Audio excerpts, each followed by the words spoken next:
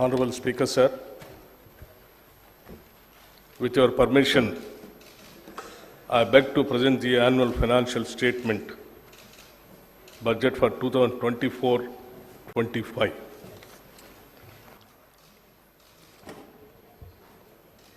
గౌరవ అధ్యక్ష,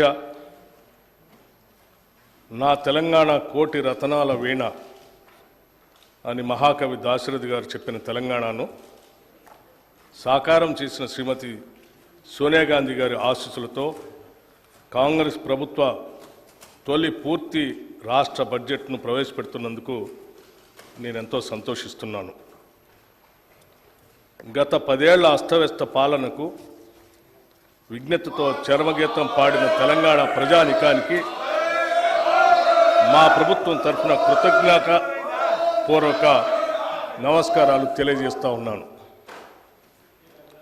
ప్రత్యేక తెలంగాణ రాష్ట్రం ఏర్పడితేనే తమ కలలు సాకారం అవుతాయని తెలంగాణ ప్రజల ప్రాణాలు సైతం ఒడ్డి సుదీర్ఘకాలం ఉద్యమించారు.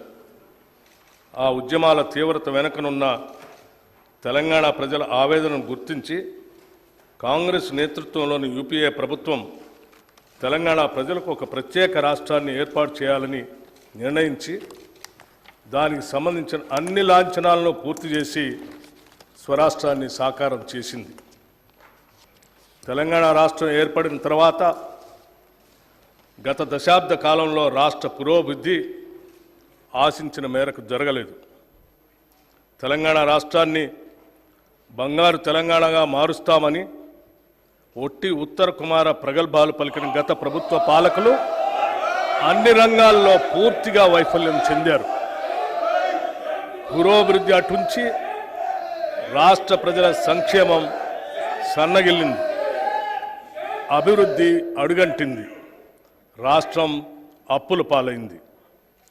చిలికి చిలికి గాలివాన అయినట్లు రాష్ట్ర ఆవిర్భావ సమయానికి ఉన్న 75,577 కోట్ల రూపాయల అప్పు గత ఏడాది డిసెంబర్ నాటికి వామనావతారంలా పెరిగి 6,71,757 కోట్ల రూపాయలకు చేరింది. అంటే గత 10 సంవత్సరాల్లో తెలంగాణ రాష్ట్ర ప్రభుత్వ అప్పు దాదాపు 10 రెట్లు పెరిగింది.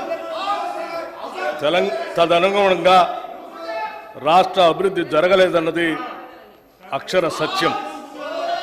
ఉమ్మడి ఆంధ్రప్రదేశ్లో తెలంగాణ రాష్ట్రానికి రావాల్సిన నీళ్లు, నిధులు, నియామకాలు దక్కటం లేదన్న కారణంగా ఉద్యమించిన రాష్ట్ర ప్రజల ఆకాంక్షలు ఎంతవరకు నెరవేరాయి అన్న ప్రశ్నకు మనమంతా కలిసి సమాధానం చెప్పుకోవాల్సిన అవసరం ఉంది.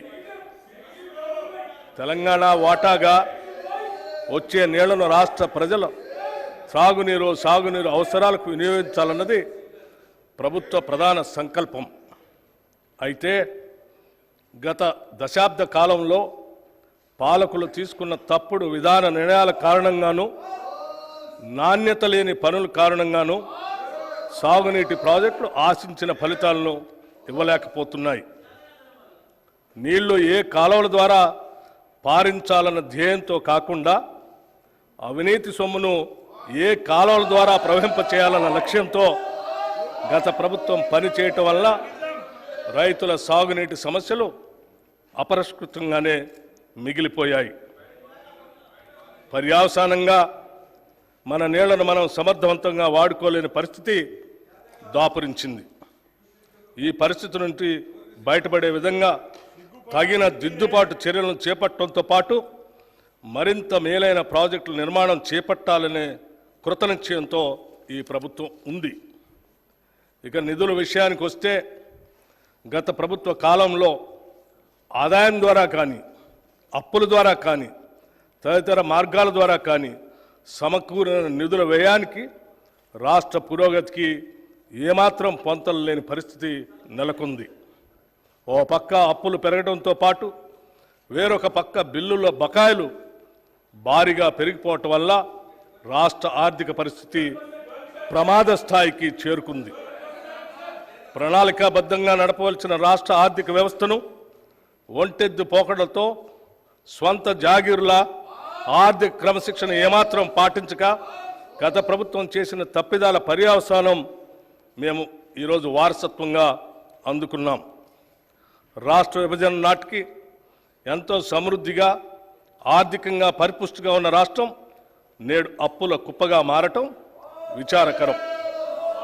కనీసం రాష్ట్ర ప్రభుత్వ ఉద్యోగుల వేతనాలు చెల్లింపులకు, పెన్షన్ చెల్లింపులకు కటకటలాడి సరైన కాలంలో చెల్లించకపోవటం వారి ఆర్థిక క్రమశిక్షణ రాహిత్యానికి, ప్రజా సంక్షేమంపై నిర్లక్ష్యానికి మచ్చుతునక మాత్రమే.